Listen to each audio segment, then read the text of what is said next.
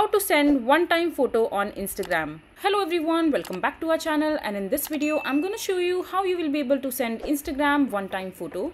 So for that, all you have to do is just simply open your Instagram account, and after that just simply go to the messenger section from the top right corner of the mobile screen, and from there just simply open any of the chat where you want to send the one-time picture to the person. So for example, I want to send one-time picture to this particular person right here. Just simply open your camera and place it to the object where you would want to click the picture. So for example, I'm clicking the picture of this particular keyboard right here.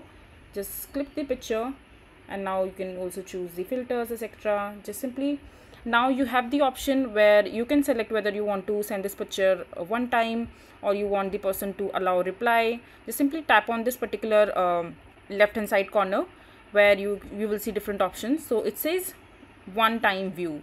Now on this option you have to click on send, and this message will be sent to this person where this person can only see this particular photo for only one time. So this is basically how you will be able to send Instagram one time photo. I hope you find this video to be helpful. So that is it for this video. If you find this video to be helpful, make sure to hit that like button and don't forget to subscribe to our channel for more such informative videos, and I'll see you the next time.